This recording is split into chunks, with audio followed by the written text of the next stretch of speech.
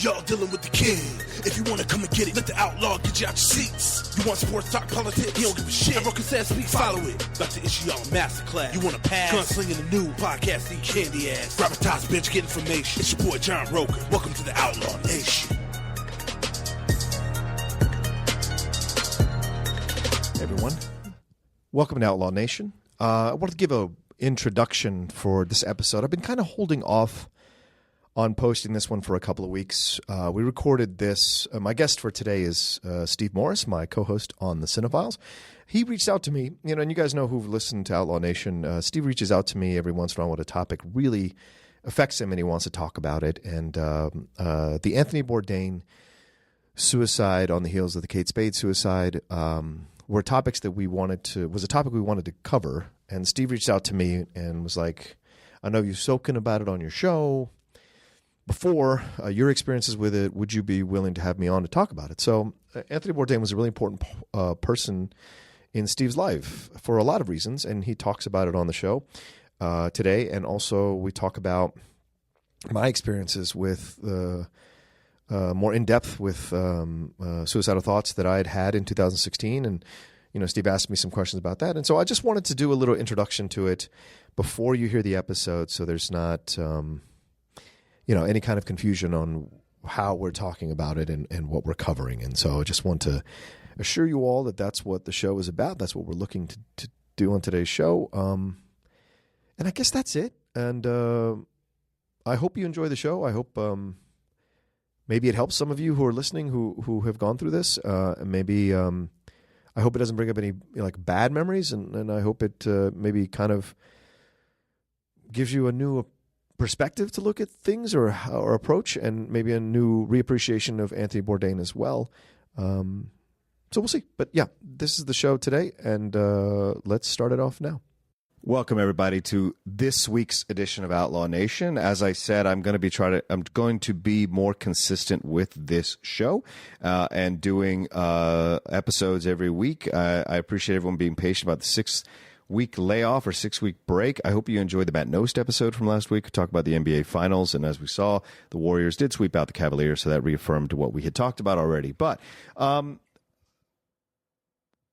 last Friday, I woke up to the news that Anthony Bourdain, very famous chef and celebrity and host of shows that I've watched, and a guy that I all around just always enjoyed watching, had taken his life. And it was 3 days after Kate Spade, a very famous designer, had taken her life. And ironically, they both, from what I think I understand from what I read, they both took their lives in the same way, which was hanging, Bourdain in using his bathrobe belt to do it, and Spade, I think, using the same thing, like some kind of belt or cord to kill her, hang herself. And so it just got me thinking again about the idea of suicide and mental health. And it seems to be something that's really big lately and really happening more and more. And people are becoming more aware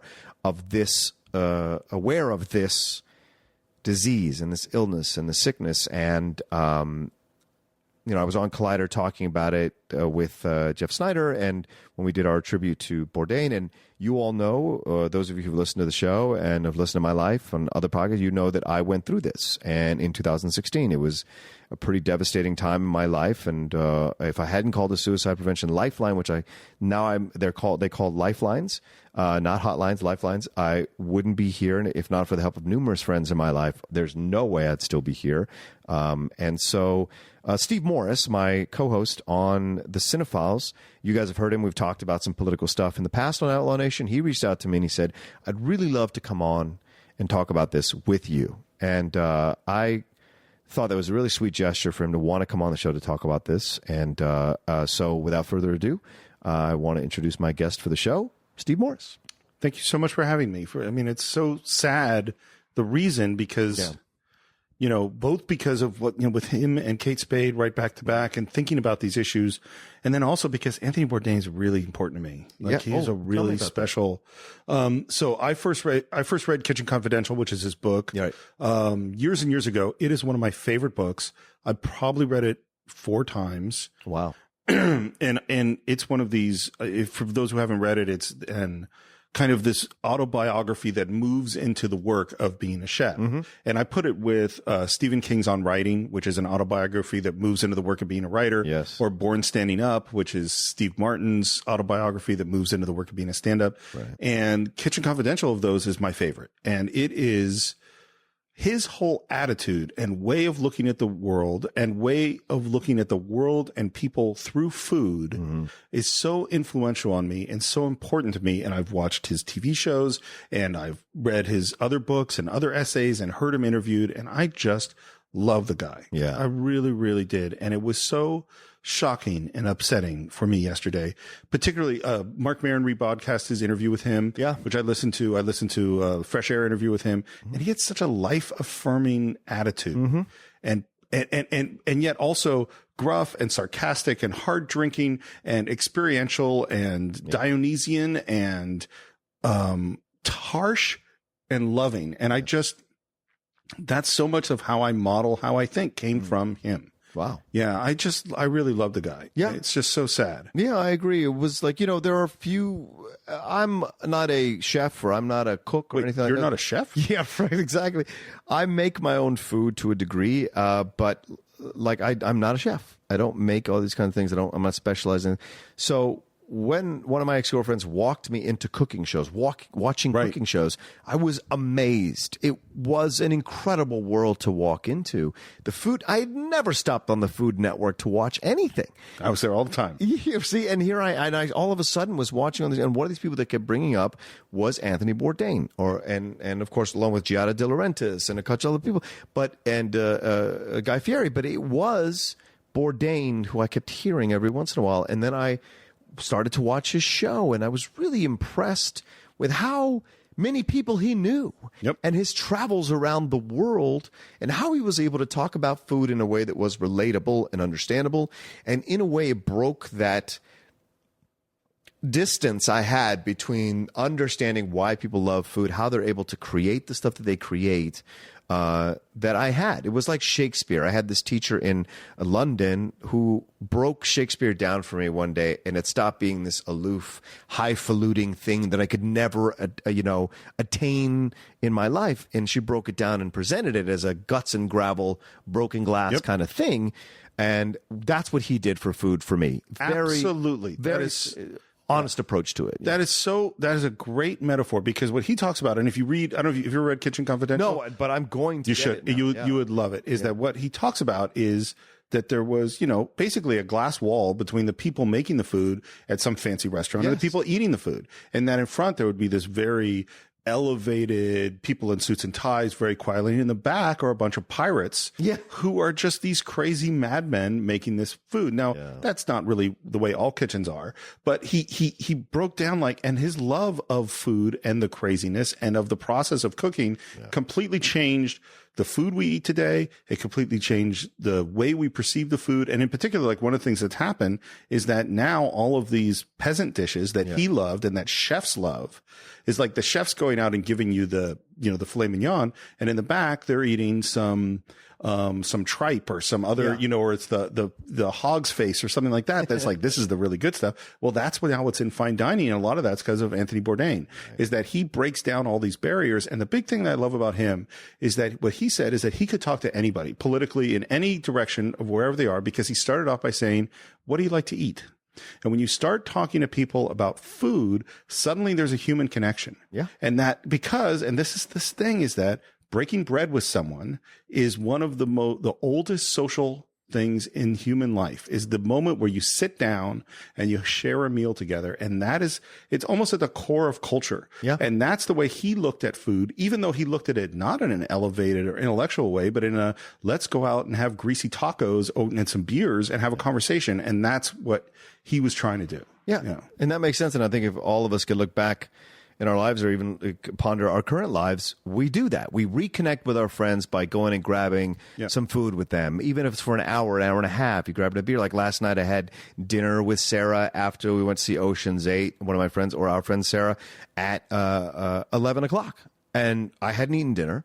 And we walked over to Wood Ranch and had some barbecue, and we just sat and you talked. And we talked, and we reconnected about. She just had a bowl of mac and cheese, and I had chicken breast and mac and cheese and some corn, and I just was enjoying my food, talking to her, and it was because we hadn't seen each other in a while, and it was reconnection. And it's no coincidence that you go on dates to go eat food, you go and grab lunch to do business deals, you go and do all these kinds of things around food to meet new people, to reconnect. And when when you go to networking parties, most of the time there's hors d'oeuvres or some kind of food there that you can talk to about and get fed and connect with people. Well, and food is connected to our economy and the environment and all these ways that we're not really hip to. And another thing is there are all these people that are working to make all the food that you eat that most of the time we don't see. Exactly. And a lot of those people have skin that's a different color or have accents or speak languages that are not American. And some of the time they're people that are trying to get those people out of the country. And those are the people making your damn dinner. Yeah, exactly. There's a great essay he wrote about, there's a very, very top restaurant, seafood restaurant in New York called Le Bernardin. And the chef is his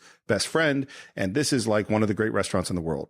And there's a dude that cleans the fish. And this is what this essay is about. I'll just tell you very briefly. And he is the great fish cleaner of all time. And this is the best fish in the world to go in one of the best seafood restaurants in the world. Right. And Anthony Bourdain goes at 4 a.m. or whatever when the fish comes in to watch this guy work. And he says, after 40 years in the cooking business, he's never seen anybody do what this guy does. Wow. Like the way that he just magically pulls the bones out of these fish and cuts them in exactly the perfect way that he's like a genius.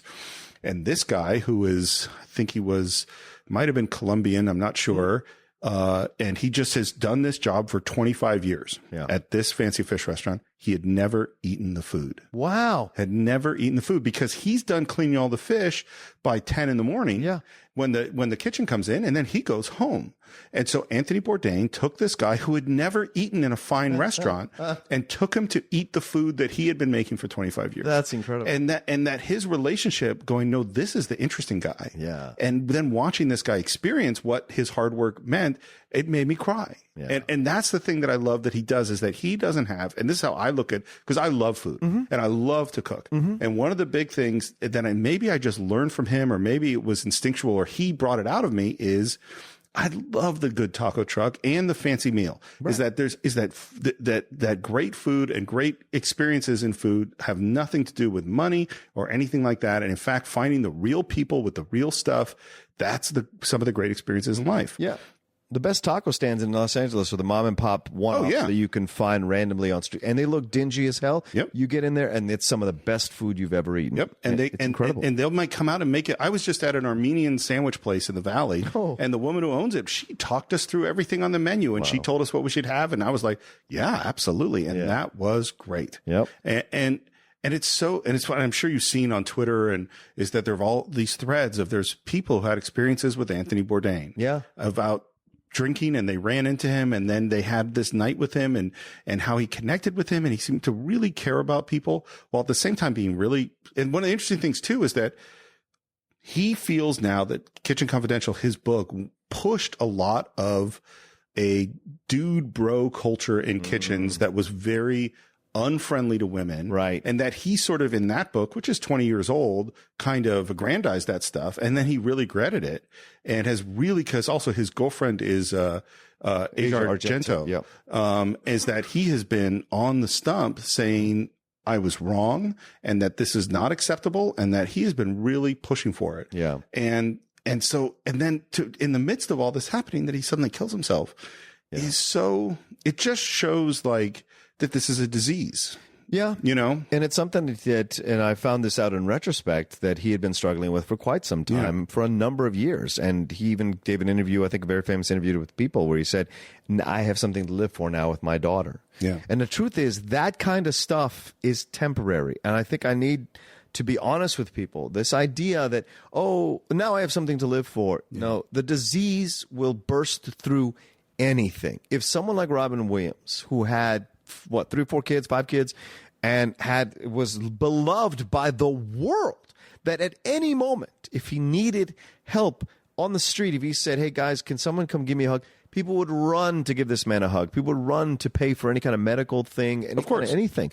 But this is a disease that attacks you at your lowest moments when you don't have the strength to call somebody. That's the thing. People are like, oh, if only they'd reached out, if only they'd done this. But the thing is, it's a Sisyphean task. Sisyphus, was that what they say? That was a really good word. Yes. Yeah, Sisyphus. Sisyphean task to reach out and call someone. Because I remember when I woke up that morning and I had resolved to do it, it took every ounce of my strength to pick up the phone and to dial the number.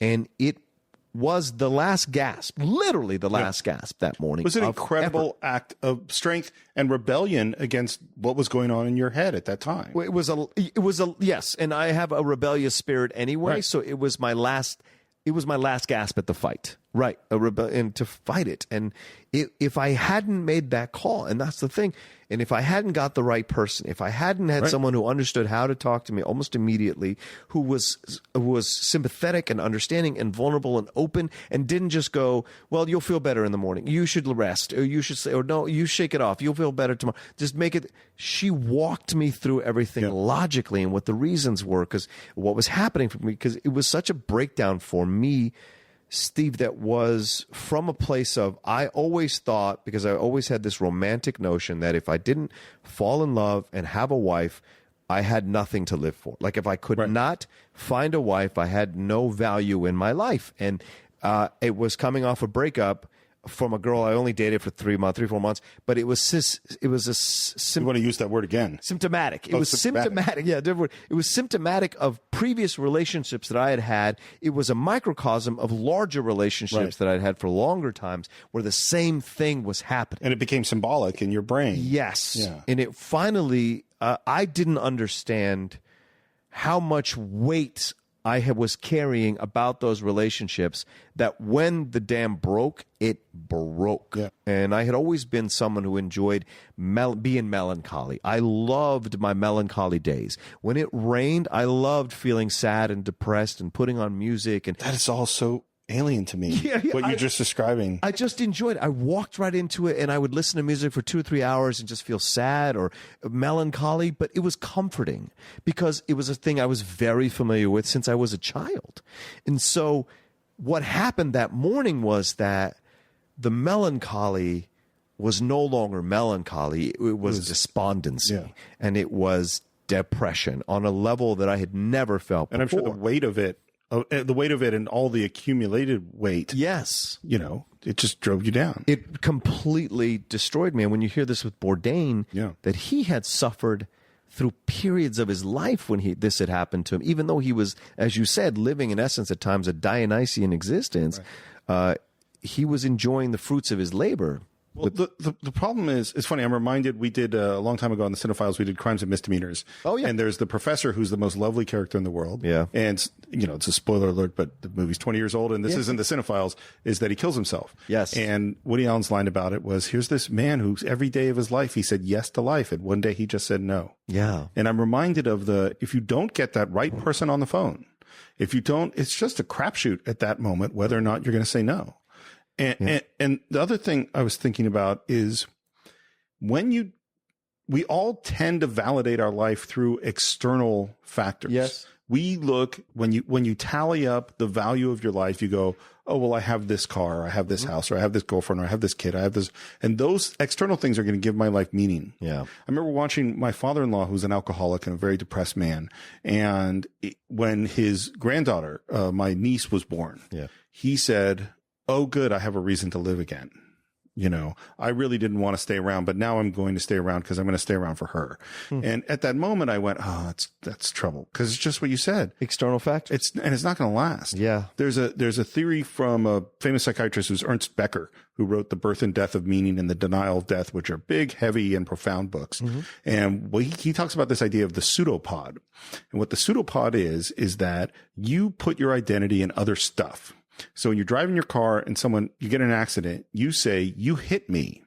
You don't say you hit my car, because you've put your identity out into the car. Right. And then that car becomes you, and then you lose the car and you have lost you. Right. You know, like you're a big investor and you made millions and millions of dollars, and then the stock market crashes and your investments are worthless. And so you jump out the window because the money becomes the pseudopod for you. Right. And when you lose the money, you lose you. And what happens, so when we put our faith in external factors to to buoy up our reality, well, they're not going to help us, because if the internal factors aren't feeling okay, right, the fact that you love your daughter is not enough to stop you from killing yourself. Right. And that's the process that I had to go on over the 5 or 6 months that after I was ready to kill myself. After I made the call, I made another call because the woman gave me enough strength to make the call to my other 2 friends who came over. Well, one came over and the other one was in Mexico, but we were on a conference call and they walked me through it and took me through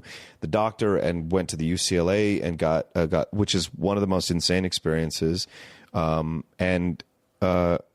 Eventually, another friend of mine who runs a substance abuse center, she reached out. She's the wife of a friend of mine, but we're friends, and she said, "I don't want you to leave this earth. I want you to take advantage of everything I have to offer. I have psychiatrists on staff. I will pay for everything. I love you too much to let you do this to yourself. I have so many people who have confronted this, and I want to help you fight through it." It's an amazing thing, and part of the thing, because of course I know who you're talking about, is she's been through it. Yes. So she knew. So she understood and she knew exactly. And so she got me 2 therapists. So I was seeing 2 therapists for 5 months. And every week, and she covered it all. And they amazing. Regressed. One was a therapy that regresses you back to the first time you were rejected. She regressed me back to 3rd or 4th grade. And there was a girl that I was interested in, and she rejected me. And that was what it was, is that she was so out of my league, or so that I always felt I was never going to be enough with whatever girl I was with. Right. And so the pattern would repeat it. I would have to always be with a woman who was aloof or distant or difficult to get or not available. So it reaffirms the pattern you've already established in your mind. Yes. And it confirms the voice that's saying you're not good enough. Yes. Because even though that voice is a negative voice, we're addicted to our negative voices. Yeah. Yeah. And it's once again, what you said, the external factor of validation, and that's what I was constantly seeking. And the girls that were into me, when they got into me too quick, I was turned off, or I would push them away, or I would figure out a way, because I couldn't respect someone who immediately loved me wasn't difficult to get. I couldn't understand that. So I was constantly in these patterns over and over again.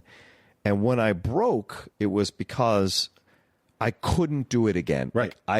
There was no more reservoir left to fill inside me. It had overflowed, and I had no more hope or faith that I would find someone that I could love. And I didn't know that I couldn't find someone in the condition that I was in.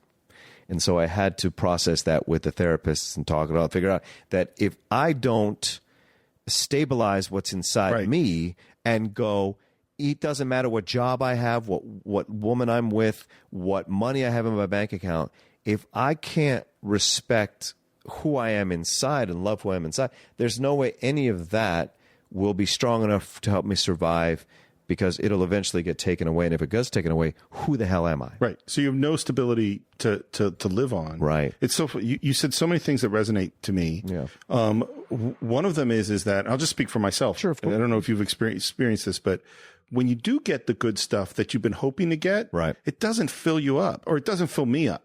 Like I might hope to get the compliment, the praise, the attraction, the connect, and immediately the voice in my head is undercutting it.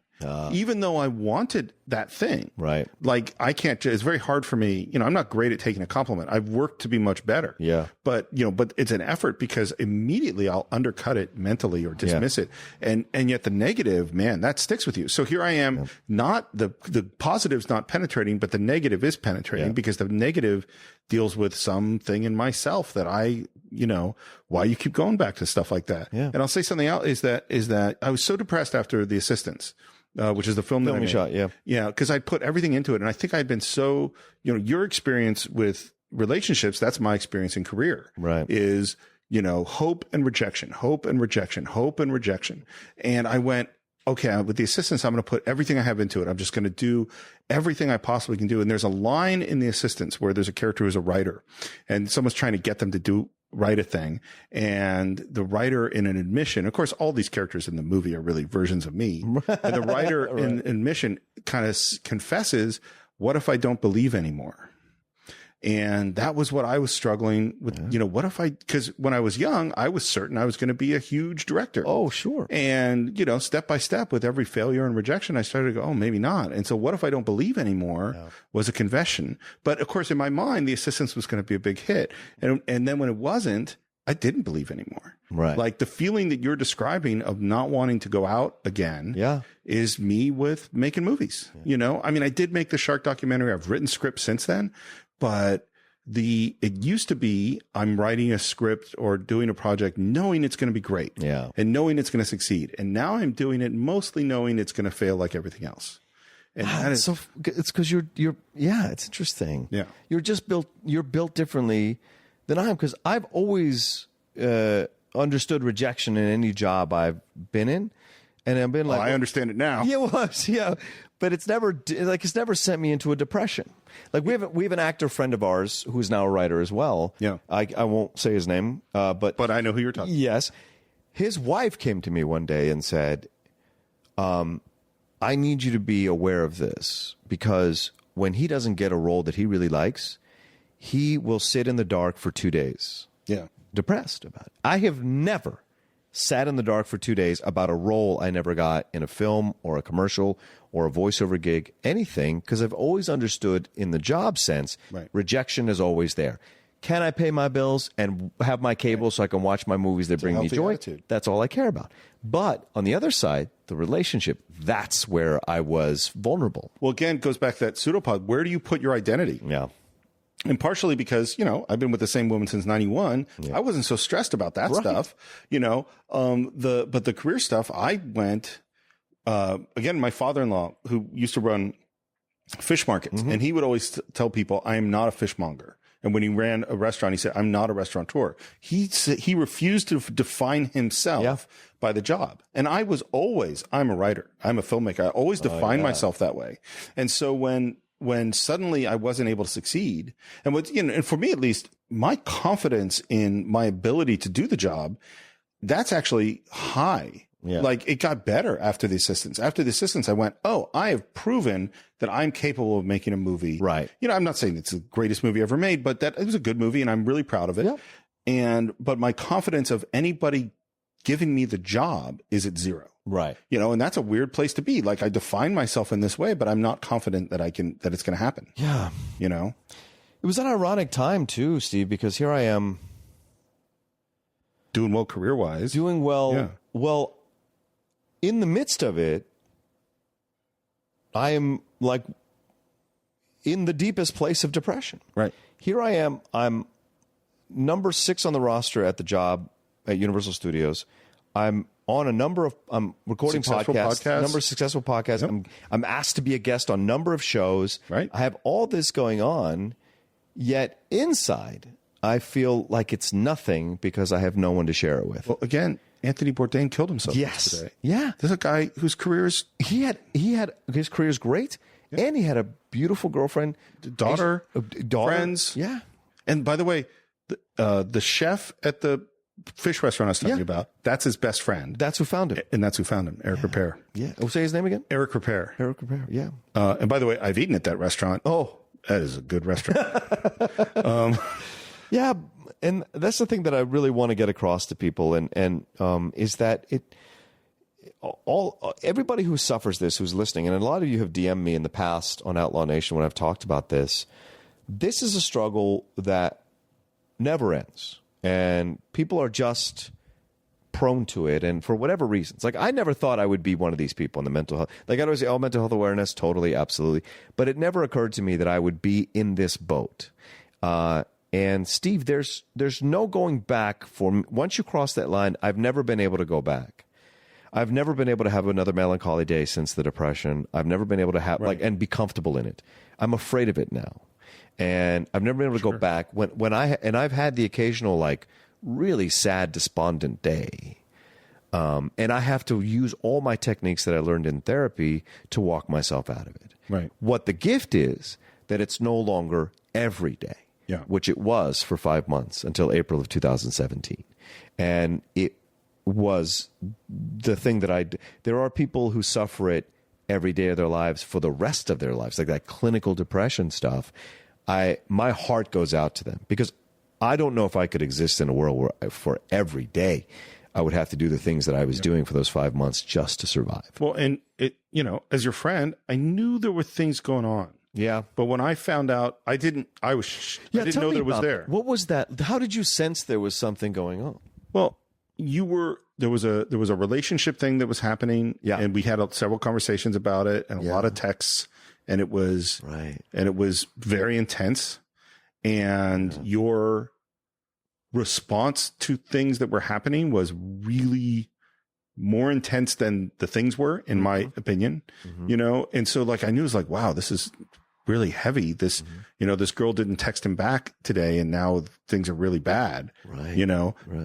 But that didn't make me go, John might be getting depressed or suicidal. It's John's having a relationship thing that's going a little south. Yeah. Because he's making a really big deal and the about thing this too text, is every week, I mean, I don't remember exactly what the day was when this happened, but we might have recorded a podcast 4 days before. Yeah. And you were great. So like when you're on the mic, you're great. Yeah. There's nothing shows of that stuff when you're on the mic. And this is the thing, is like, how do you know when your friend, I mean, we've all had friends who, whether it's with addiction or with depression or with things like that, where you go, wait, hold on a sec. I think this is really bad. Yeah. And then trying to decide, well, how do you step in some way that is not confrontational, that is supportive, that is, that it will be well received. It's really hard. Yeah. It's hard to figure out. Well, no. And had I known more, I wish I had stepped in more. I wish I'd done more, but I didn't really know. Well, and that's the thing. Like that. And I really want to tell people this, because some people are like, oh, give someone a hug, give them, kiss them. Yes, sure. I think it's a very beautiful sentiment. But those of us who, when we go knee deep into this or fucking chest deep into this, sometimes that's almost worse to have the hug or to have it, because like we're ashamed of it. Yeah, you don't want the attention. Right. We don't want to necessarily open up about it. Sometimes the simplest thing is, can I just come over and sit with you? Yeah. To be present. Yeah. Those are the things that matter the most. And it doesn't have to be words, and those are those are the most powerful things. And I'm a talkative guy. Right. So that's ironic for me to say that, but those were the most powerful moments when people would just want to come over and sit with me. And in the midst of all this happening, Steve, I am the number one. Like the 3 days after I had the breakdown, I'm at the Schmodown recording I think it was Collision or whatever it was, the big pay-per-view. I was literally there for 5 hours that day, 6 hours that day, and I'm negotiating everything that's happening for me while I'm fighting two matches. Did you have the feeling, because I've had this a few times, of that you have two brains almost? Like there's one surface brain that is functioning. Wow, I'm functioning perfectly normally in this circumstance, and the other brain is kind of sitting back in the background. Yeah, I've had that a few times. It's a really weird. It's funny, just going back to what you said before. There's something I learned. I learned it from my parents, but it took me knowing Karen's parents to really get it. Yeah. Which is my family. I did not grow up saying I love you. My family. Yeah. My dad never. I think my dad told me he loved me once. Right around when he was going to die, but that wasn't a normal thing. Right. Karen's family, they say I love you all the time. I love you. I love you. I love you. And yet, and I remember saying it at one point to a friend. They're like, "Oh my God, you must be so. How do you know your family loves you?" And I was like, it had never occurred to me that they didn't. And what I learned, and this was when I was in film school, is we were making my a sitcom, and all my family came down. Yeah, and then I was doing another thing, and they all came down. And when I was at Sundance, my family all came. And what I realized was, you show love with your presence. Right. That's what love is. Yeah. Love is not words. is that the person that came and just sat with you, Yeah. that's love. Yep. To be with someone. And this is the thing too, is to want to be with someone. Yes. Is that I have friends where I had to beg them, I feel like, wait, am I like begging you to come hang out with me? Well, fuck you. You're supposed to be my friend. You're supposed to want to hang out with me. That's the point. And when you're depressed, you needed someone to show you to say, hey, do you need anything, and give you a hug. That's imposing on you. Right. But to be there and just sit. Yeah. And be in the space with you. That's love. Yeah. And those were so many people were willing to do it in our group of friends, and, people would joke about the size of our group of friends on the shows that I do. But without them, I think we don't have that sense of community and love between us, and all of us. And of course there are cliques and whatever, and people we gravitate to more and people gravitate to less. But that was one of the gifts going through that spot. And, you look at someone like Bourdain, who had numerous friends, who had all the stuff available to him. And who knows what the trigger is, Steve? No. Who knows? Like, for me, it was just that moment, that morning. And then for 5 months after, it was every day that it was on the table. Right. And for whatever reason, for him, things might have gone a certain way, or factors just combined in a certain way that he was like, F it, I don't want to do this anymore. Because he said, like, there were times where but I never had the courage to go through with it. And this is also something that infuriated me that people respond to, or people commented on, is this idea of cowardly. Yeah. Suicide is not cowardly. And I will say this, Steve, being on the other side of it, because before I was always like, before I went through it, I was always just like, well, if people do this, I guess they just couldn't handle life anymore, or couldn't deal with it anymore. But now on the other side of it, I have no judgment. And in a crazy way, and this is not to condone it, I almost respect a person doing that, because it is the last very bold, powerful step they can take to say, this is my life, and I'm choosing to do with it as I wish. And if I'm going to end it today, I'm going to end it today. So I don't have any disrespect for anyone who decides to do it. I feel nothing but sympathy. And I was talking to Sarah about it last night, and I described it this way. You are all on a battlefield. All the people who suffer this, we're all on a battlefield fighting the enemy that's over here. And you look to your left and right, and you see this incredible man or this incredible woman who looks so like they have everything, and they're the best soldier, and then they get a bullet in between their eyes. Yeah. And you're surviving. And you don't know why you're surviving, and they're dead. And that's what the battle is to me. You're on this battlefield, and you never know who's going to die, who looks like you think someone else looks so like they can't make it, and they keep making it, and someone else who looks like they'll have no problem making it dies. And it is all of us who have this mental health stuff. It is that, and the battle never ends, and it is a constant fight moving forward. And your time comes, and it may be naturally, but if your time comes and you do it yourself, in a weird way, I just feel like a little bit of respect for them for deciding to do it their way. I think the way I think of it is, we never get to know what it's like in someone else's head, or what it's like in someone else's life. Yeah. And the thing I think about more and more now that I'm, maybe I'm halfway through life or more, is the thing we don't talk about often enough is that life is really fucking hard. Yeah. And it's really, and yes, you can look at the rich, successful people and go, man, they got it all. But guess what? Their life is really fucking hard. Yeah. There isn't, the wealthiest, I have some very wealthy family members, and the wealthiest family members I know are miserable for the most part. And so, like, money can solve a lot of problems, but it actually doesn't solve the stuff inside yourself. Right. And relationships are hard, and jobs are hard, and every day there's probably something hard. Yeah. And then you have this, people want to think they control their brains, and all science says you do not. Right. There's the metaphor of it's a guy riding on a tiger, and he's holding the reins thinking he's telling the tiger where to go. No. The tiger is telling you where to go. It's we don't have a lot of control, and we don't even have control of the way we see or think things. Yeah. Is that we see or think things, I've had so many conversations with so many people who say, this person meant this when they said this, and they were trying to insult me. They were being mean to me. They were whatever. They don't like me. And I listen to them like, I didn't hear that at all. I heard something completely different. Right. And in fact, we don't know. And so we walk around with all of this toughness in life and toughness within our own brain. Yeah. And then, there are times when the weight of our lives just knocks you to the fucking ground. Yeah, man.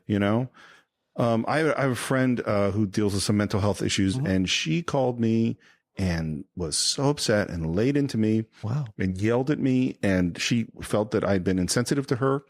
And I'm listening, and I went through a long process of, I don't think she was right. I don't think it's fair what she's saying.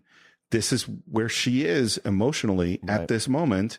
And I have to figure out how to not let her hurt me, and be a good friend to her, because I care about her a great deal. And it was hard. Yeah. And it went okay. And actually, we resolved it pretty well, I think. But it's good. Like, that shit is fraught. You know? And that's the other side of it, right? And that's for people who are listening, maybe who don't have these mental health issues. You might have friends or family members who do, and so you have to negotiate their illnesses or their disease when they have those moments. Because people have those moments. And you have to protect yourself to some degree. Yes. Sometimes, the first thing I learned when I got life-saving merit badge in Boy Scouts was the first person you have to protect is yourself. Yeah. Don't let that drowning victim drown you. Yeah. And can be really hard. And sometimes in addictive relationships and codependent relationships and dealing with people with mental health issues, there's a certain point where you have to protect yourself too. Yep. And try to protect them. It's even more perilous for those of us who have this issue to try to help other people who have this issue, because you could take it, if you say the wrong thing, do the wrong thing, offer the wrong advice, and if something happens to that person, you could take that on. That's right. And so that's why I hope we come to the point where we break the stigma once and for all, and we talk about it. And I have no shame talking about it. I have fear. Because I wonder if people like listening to me or watching me on Collider or whatever, or listening to other podcasts are like, oh, well, he's deficient somehow, or he's got something wrong with him, or he's broken somehow. That's my greatest fear, is that it's seen that way.